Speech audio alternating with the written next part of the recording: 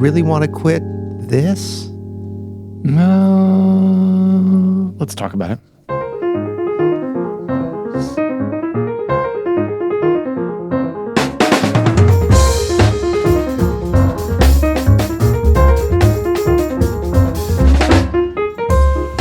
I'm Adam Manis. And I'm Peter Martin. And you're listening to the You'll Hear It podcast. Music Explored. Explored, coming to you from Open Studio. Go to openstudiojazz.com for your jazz lesson needs. Peter. Question. Yeah? Is that the last time we're ever going to hear that? What is this thing called, love? I sure hope so. What is this thing called the pod? I thought that's what we were playing. What is this thing called pod? What is this thing called? So pensive, yet so exploratory. Yeah, so the title of this, let's talk about this. I didn't even want to do this episode. Well, I think not only are did I force you to though? Well, you are the boss. Well, so not a little. pod. No, there was no forcing of, but co-hosts.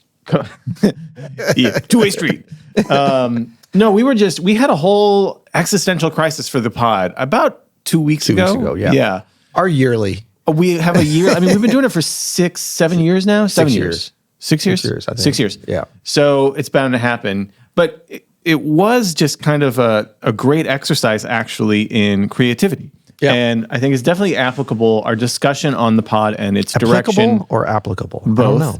Okay. I think it's definitely worth talking about the process that you and I and producer Caleb go through to make this podcast on a week in, week out basis for 6 years and trying to get better at it. It's a lot like playing music. And I think there's some things we can talk about with just, first of all, maybe the direction and history of the podcast, of which it's been constantly evolving, especially over the last few years.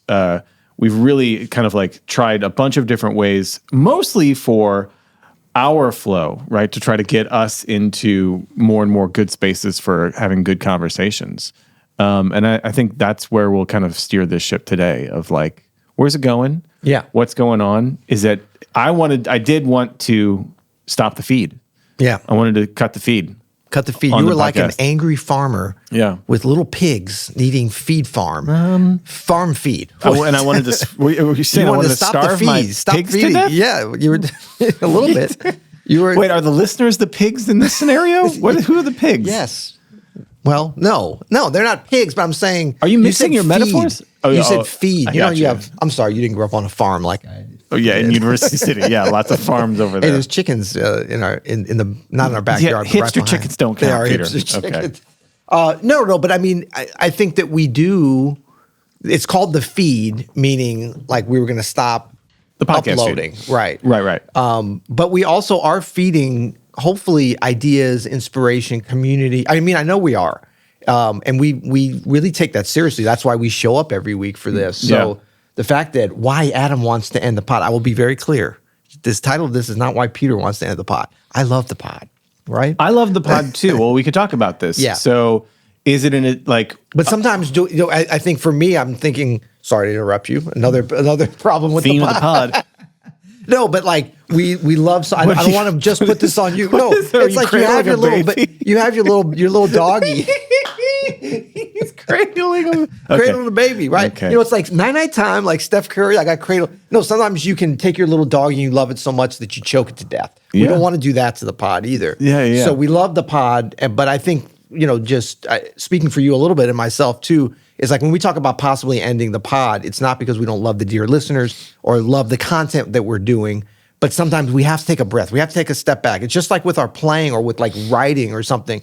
What is the cadence of how we evaluate what we're doing, who we're serving, why we're doing this, and really just what is the creativity level versus the quality level versus the intentionality versus really the output of what we're doing. Like, is it something that we're proud of? Is it something that we're excited about? We're always thinking about these things, right? That's right. Yeah. And thinking about really the best way to serve the listener and also the best way for you and I to engage and like keep our own interests going, which can be, I think, a challenge after so long. And, you know, when I talked about ending the feed, and I feel like that should always be on the table, in my opinion, because I do feel like with any art, and I feel like podcasting is an art form. It's certainly like a modern, since the teens kind of art form, but it's been really robust to watch this art form flourish.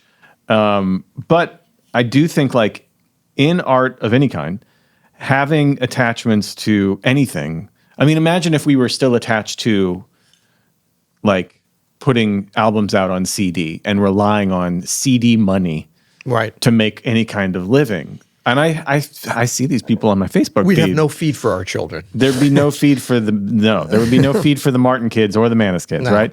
You have to, you know, I think when you're doing anything, really try to not be attached to any of it, including the medium, of course, but the art form itself. And when I talk about ending the feed, it's because I am questioning, like, well, with the changes that you'll hear it has gone through, like if you go back and you look through the first 3 years of what we did, it's a very different show. In a lot of ways, it is. In some ways, it's exactly the same. But it's a very different show. We've done all these different things, right? We had all these different schedules where we were doing 7 days a week, 5 days a week, 3 days a week, 2 days a week, 1 day a week sometimes, and trying all these different hour-long episodes, short episodes. You know, they started off being like 10 to 12 minutes or 15 minutes. We've done all these lists of 7. We've done all these interviews. We've done all these record, you know, analysis. Breakdown, We've done like nuts and bolts music things. Solo breakdowns.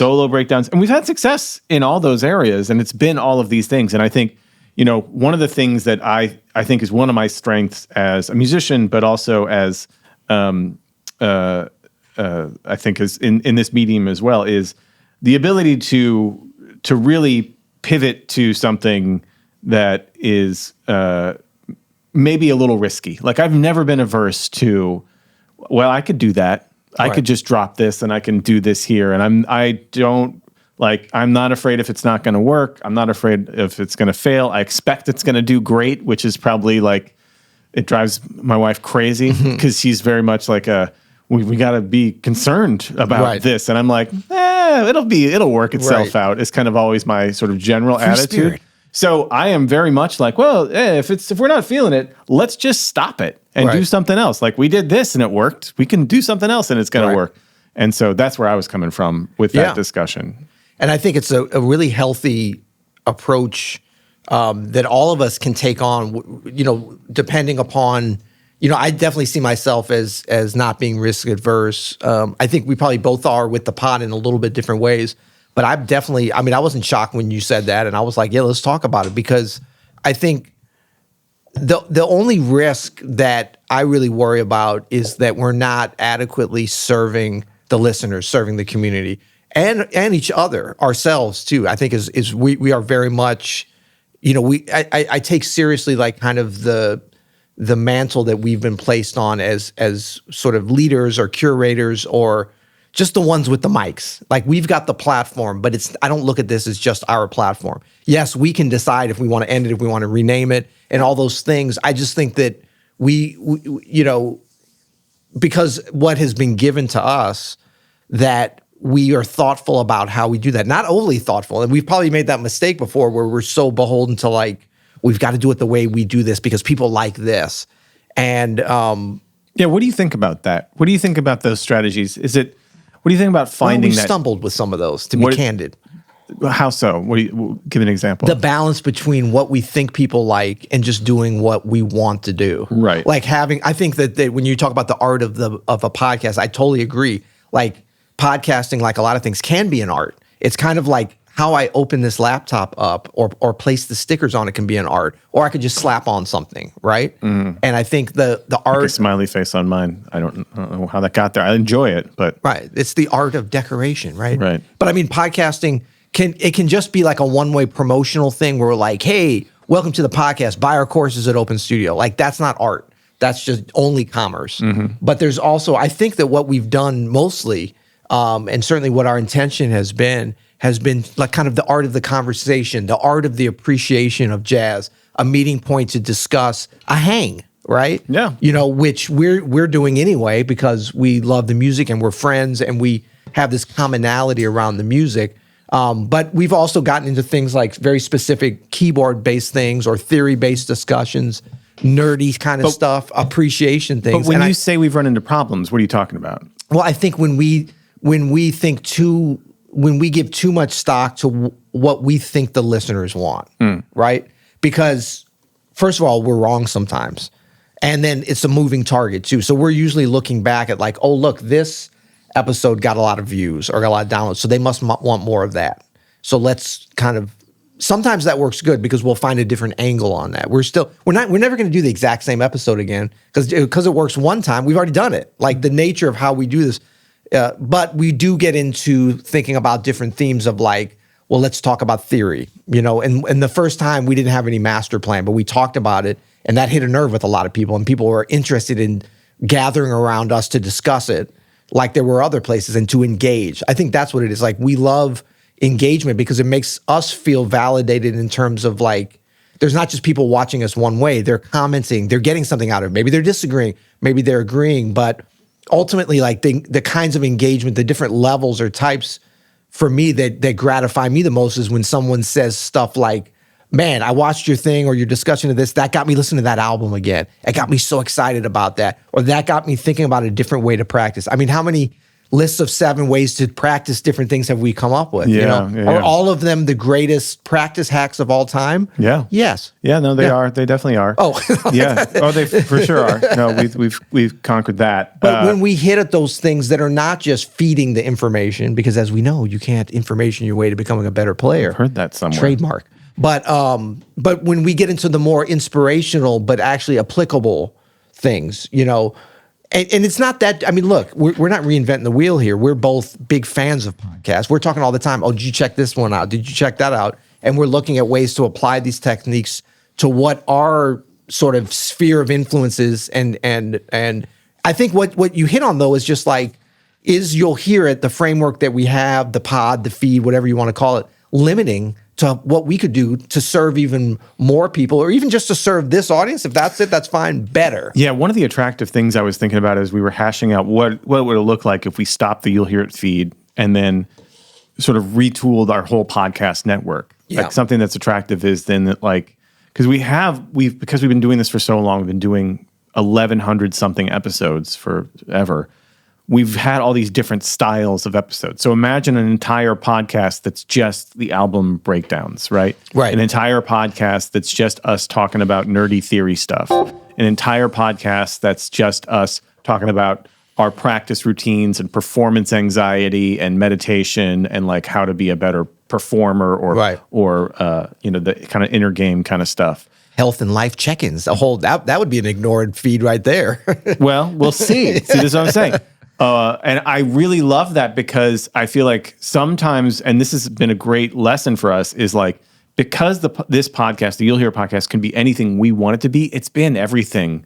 We've tried everything. And so there aren't many guardrails on it, right? But I wonder if we're doing an episode now about it. Like, that's what I'm saying. It's right. Like, you know what but I mean? I wonder if, I'd love to hear from the listeners on this, is it actually a little more focused than we think it? Like, it may feel like to us that we've tried everything. First of all, we've been at every episode. That's been the one thing. Save a couple. Yeah. Even our most ardent supporters and listeners have not heard every episode. They don't remember every episode. It's just a small part of their life, right? It doesn't, and even for us, we're not 24/7 podcasters. Like Open Studio, this is just one part of what we do here. I mean, you're teaching live courses at Open Studio Pro every day. You're the creative director here. I'm making lessons. I'm CEO. Producer Caleb is like, this is just part of the overall production. So, it would be an interesting thing to think about. What would happen if every day we came in here with just like, what podcast feed could we do? If we were just Who podcasting. else could we bring? Yeah. Yeah. But I do think that perhaps the listeners and the viewers actually look at this as a highly focused and in terms of like content and subject matter, a highly curated thing, more so than we feel about it. Yeah, it is funny. We do get some pushback when we leave things like straight ahead jazz, which is interesting because I don't know any musician who's just into sort of one era exclusively. Yeah. But whenever we kind of step outside that, but it really goes to show you the power of a podcast and sort of the power of the relationship with the listener, because we've done so much straight ahead jazz, I think, and we've heard this actually from producer Caleb. Like people aren't coming to the You'll Hear It podcast to talk about Donny Hathaway or whatever. I mean, maybe they are, but they probably aren't. Like, but does this fall into the shut up and dribble the basketball? A little bit, but I could see their point though, right? Because this is sort of where our interests intersect and where we've found an intersection and a relationship with a lot of users. So when you and I start coming in and talking about like Cocteau Twins, all of a sudden, people are a little bit like, there's other podcasts for that. And you guys aren't really experts on that. You are experts kind of on this one thing, which is jazz piano. And so, please stay in your lane on that. We get that a lot in varying degrees of sentiment. And I kind of agree with that in a way, even though that's way more than my whole career in life that I consider. But I think for this show, I think can be helpful to put guardrails on things and be like, maybe like we were just talking about this episode that we have coming up. And it's like, I mean, maybe we should do things from the 2020s.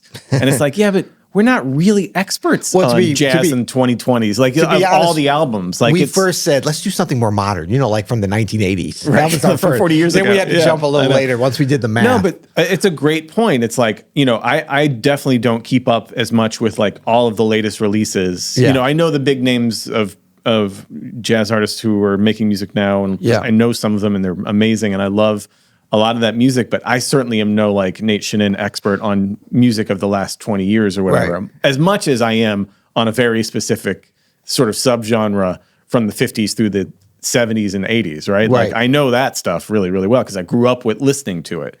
But is it like, is it us that's actually driving people's expectations? So like, in other words, we could say, oh, well, people are coming for us for what we know, right? Mm-hmm. So that means it's the similar things that our listeners probably know, or if they don't know the exact records or the exact concepts or something, they're willing to list. They're excited maybe even for us to expose that to them. But if we go to something that's newer for us, which I think can be an interesting thing where we're exploring something and be like, well, what is, like we had the episode recently, The State of Jazz, where we went through, the Spotify playlist. That was really fun. Yeah. And I mean, maybe we all need to kind of explore more.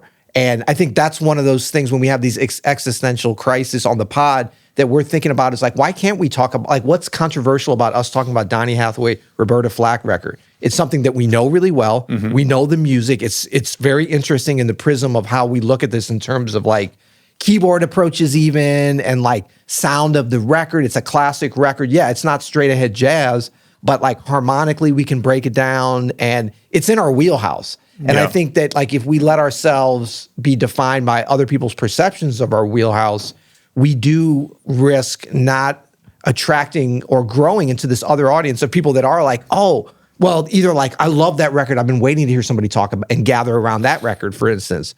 But then also people within our audience that are like, wow, I've never realized that Donny Hathaway and Roberta Flack's keyboard skills were so interesting. Of course, I knew Thelonious Monk and Bill Evans and Kenny Kirkland and maybe we expose them to them, but like, yes, but why is there a line? Because for us and our listening and our study, there isn't a line.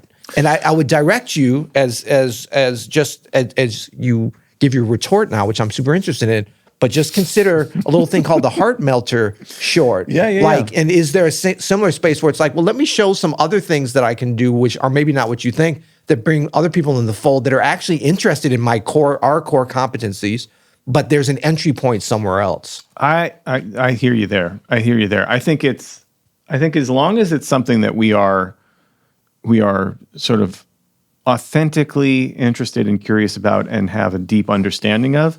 My thing, and I brought up the Donny Hathaway, Roberta Flack thing, is because, like, okay, if we do an album if we do like a Monk album or a Sonny Rollins album, like, I have a reference for every player on those albums for other albums that they've done. Right. I know their whole careers. I know their solo albums, most of them. You know what I mean?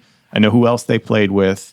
And I'm talking about the side musicians, right? Yeah. But I don't, like with that Donny Hathaway, Roberta Flack, I don't know that scene all that well. Right. Like I don't really know what the drummer is up to other than that album. I'd have to look it up. You know what I'm saying? Same thing with even like Songs in the Key of Life. I know some of those musicians, but some of them is just not, I don't know as deeply in the albums that they're on because I never followed pop music in that way where I'm like checking out who's on the record as much as jazz albums where it's way more prominent usually in the liner notes and it's like, it's important who's playing piano on a Sonny Rollins album. To me, as a musician, it's not as important as I'm looking at like a Stevie Wonder or Roberta Flack or Hall & Oates or anybody who the studio musicians are, because I'm never in that scene. You know what I'm saying? Right, but that's only one part of, I think, that and that's been even more recent where we really, well, look, in straight ahead jazz traditionally, and even up till now, each individual player, and I know Wynton Marsalis has talked about this a lot in terms of the democracy of the bandstand, which, that may have some holes to some people in terms of how they approach, but I think has a lot of meaning and understanding to just people in general that are not musicians trying to understand like what's unique about this. It's kind of like, if you get into any sort of like artistic endeavor, like you can just enjoy it on a visceral level, but it is fun to kind of nerd out, even if you're not a painter. Like we have a fantastic artist, Kababi Bayak, who's across the street, and I'm not trying to do any of this, but I love like talking to him or just looking or trying to understand the construction of it and how it's different than other visual arts or whatever. And I think people come to jazz musicians and certainly a jazz podcast for those kinds of insights about like, why is it so important that like it's Philly Joe Jones instead of Jimmy Cobb? On Michael Jackson, Thriller, no one's talking about like the different drummers on each track or who's playing, and that's certainly a big record. Well, there are people talking about that. And I want to hear their podcast on that. I don't necessarily want to hear my podcast on that because I don't really know who's on all those tracks and what else. All the other there's different things that are as important, and I don't think those are as important to jazz musicians as people that break down those records. And I think the examples you said here, the Roberta and the Stevie, was maybe more based upon my love and knowing those records. But I would say, like, if we did a Radiohead record, for example, that maybe you don't know you probably do know every player, but every little historical detail about that record, but you know the music of it, like from a thoughtful musician and keyboardist and arranger, like, and a theorist, that probably better than almost anyone on the planet. I know a lot of the music of this. Yeah. And I do know some of the cultural context around that because I was in high school and stuff when that was coming out. And I heard some of that, but I don't, so that might even be similar thing, although you probably know the Stevie stuff better than I know. But here's where we're not lining. This is the thing. It's like we're also following sort of the Venn diagram of what you and I are both into, right? But isn't that what this pod has always been? Yeah. Like either concepts or what we're playing. I mean, like what we played at the beginning today, you were just like, let's play something. I mean, literally, it's just like, let's play something. There was no like, let's do it like this. And then I think as we started it or whatever, we came up with what is this thing called the pod, Right. There was no master plan with that. But so if we're playing something, if we're talking about what albums we're going to do, I think we always had a general agreement that at least one of us, we have to both like it. Mm-hmm. And at least one of us has to know it. That's right. And hopefully, I know most of the stuff we do, we both love. We have different levels of like understanding. And like sometimes you'll bring something up, like what was the album? It was like a Keith Jarrett record we talked about. We can't even do it. I don't know why we're thinking about doing Keith Jarrett because we're going to get blocked if we do that. But like Treasure Island. Yeah. Like I've heard that record, but it's probably the least known record to me. I know it's a great record. I can picture the album cover. But I'm like, if you really know it and love it, and then I'll do a pod on it because I'll be like in the back seat. You're the Uber driver on that one. But like if both of us are like, wow, this is cool, and we're kind of like we're Peter and Adam react to Keith Jarrett in 1974. It's like, is that interesting? But it might be interesting. Apparently Peter and Adam react to IG artists Jesus Molina or whatever like that. Oh, which is there's another. Which is a whole other door I could open up here. A whole other door of things we probably shouldn't be doing. Is that going to make you want to end the feed immediately? That's not a feed I want to join. That's not a feed I want to join. But people like that, and people request that. And that's the thing. Like, as many people as are saying, stick to straight ahead, and I respect that. I'm never like, don't tell me to shut up and dribble. You can tell me, I might not do it. It really is an interesting one. The OGs react to IGs. That's been an interesting thing in the history of the podcast too, because one of our best titles ever. Great title. Maybe not. Some of the episodes content are really great, but it is funny because I don't think we really anticipated like, for us to be anything but glowing or positive is considered to be quite rude. Yeah. From almost like a power standpoint somehow of like, you know, you guys have a platform. Why would you take time to shit on someone's music or whatever? Even though that's not, I don't know how many times I can call Jesus Molina a genius. Right. Right. Like, well, there's something between shitting on and calling him a genius. Sure. I know, but you understand what I'm saying. It's like, to some people, they'll be like, yes, thank you for calling these frauds out. And other people like, you don't know. Didn't you see his Berkeley sessions? That's pretty incredible. You know what he, you know? Yeah, no, like the whole time we were like, they're so incredible. Now, there's some people, one thing I don't quite like, and it's just like, how dare you guys get it? And how many caveats did we have on that? Even in the title, we're reacting to like, and we probably over caveat. I think so. You know, where we're like, we don't really know. This is why we kind of abandoned that whole series, because it just didn't feel right. It didn't feel like we were able to, like, you know, be truthful, right, without sort of caveating a lot or worrying about. It just wasn't that fun for us either. It wasn't very fun. You know, and part of that is our own fault in terms of we do think about the reaction more than, like, if we were just to, like, it's hard for us to come in and just purely react to something honestly that we don't really know when the camera's rolling, and then the mic's wrong. I quickly realized when we started releasing that series, like, oh, this platform,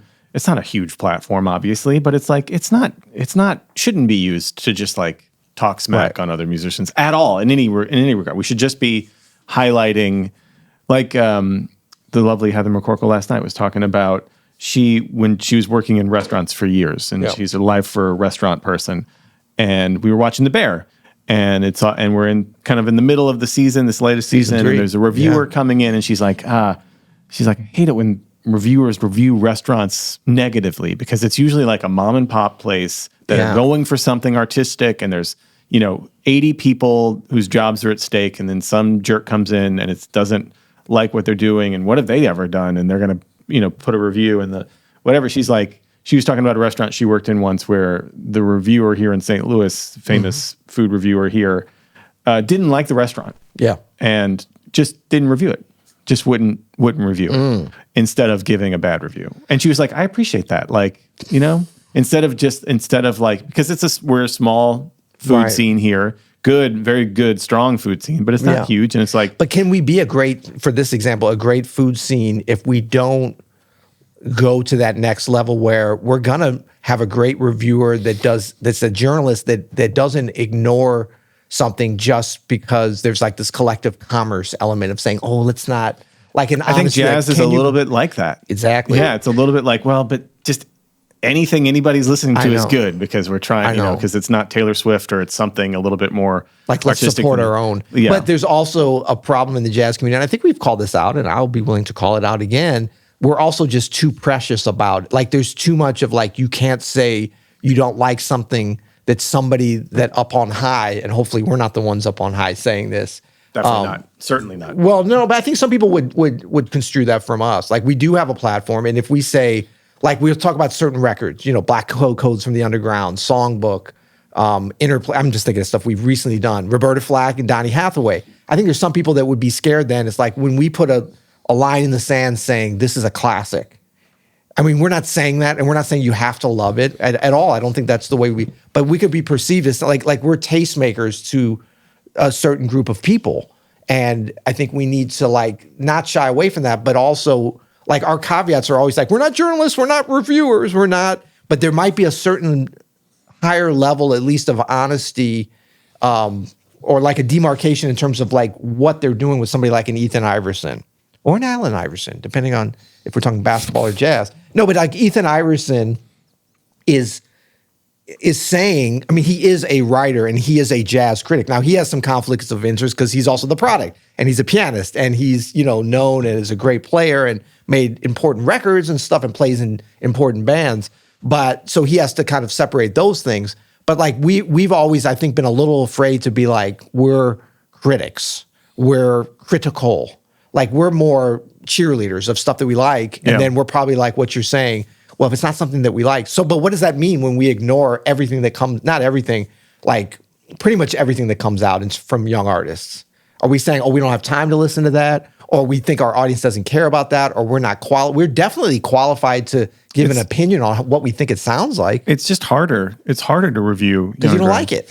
No, it's not that you don't like it. It's just like it hasn't been around. I mean, that you don't like some of it. It's just easier to talk about great albums of the past because all the crap is it's already been they've already been proven. They've already stood the test of time. I know, but who did that? Was that the critics of the time? Was that the listeners, or is it like cream rises? We talk about this all the time. Sometimes it's just like an album is a sleeper for a while, and then a group of people latches onto it and loves it, or an artist is a sleeper for a while.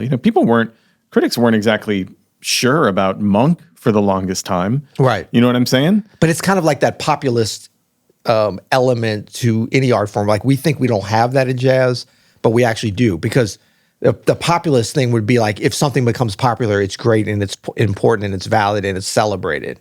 Whereas jazz a lot of times has followed the sort of classical critical model of certain writers for a time, although I don't think writers have a lot of power now. I mean, who's the most powerful jazz writer? It's not like Nat Hentoff back in the day or Stanley Crouch, where they could write something in the Village Voice and be like, this is a great album, and then people are going to it's going to push sales. You know what I mean?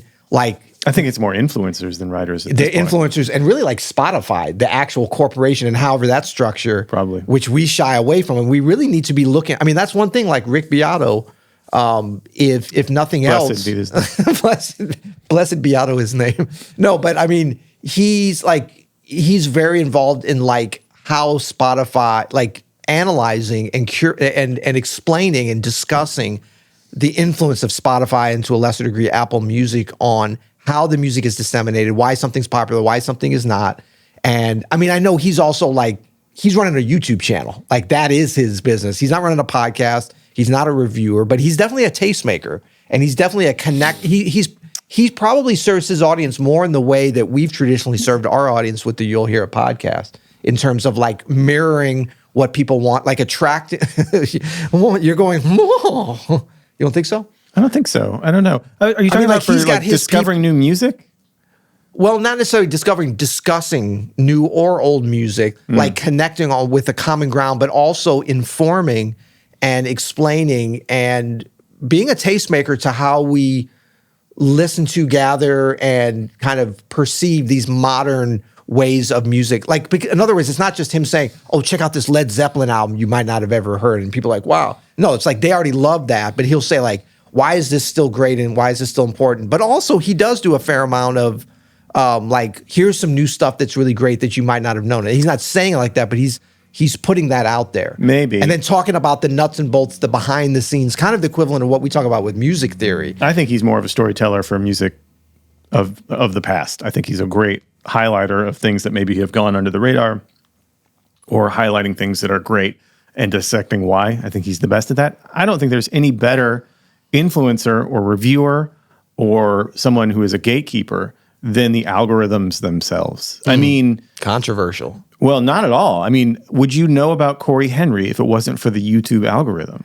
You know what I mean? I mean, I probably would, because he'd be like, if it was old school where you're sort of elevated by word of mouth and being on the scene, and like you would hear about it, I would, and you would, but the general public, no. No, but there's no gatekeeper that's around that has been more influential for someone like Corey Henry, or someone like Jacob Collier, or even someone like Sullivan Fortner, or even more inside, straight ahead stuff, because they're pushing these viral clips and videos of these players. Yeah, but what if you don't have as many viral clips? Like Sullivan maybe doesn't have like that he doesn't have that viral clip that Corey Henry has as far as a keyboard solo. Yeah, he has a couple from a few years ago.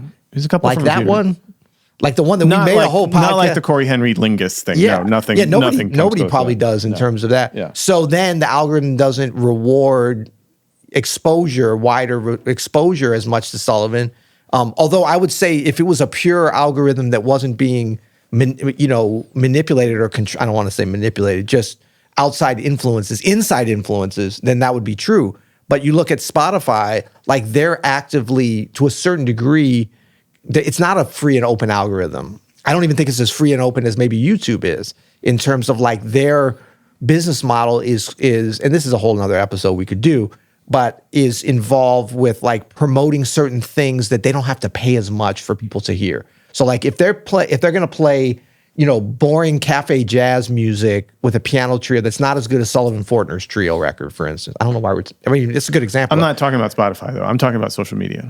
And I don't think Spotify is not social media. It is a but how many people? service. But where are people discovering music? The kind of people way that listen more to on this YouTube podcast. than anywhere else. On YouTube more than anywhere else. Yeah, people are listening to music. Well, drop in the comments where you discover music. I'm sure plenty of people discover it on Spotify or Apple Music, but statistically, YouTube is the number one music service on the planet. Right. And I think a lot of people discover music on YouTube or TikTok or Instagram or Facebook. Right. Okay. So, boomer. Facebook. That's why I was last.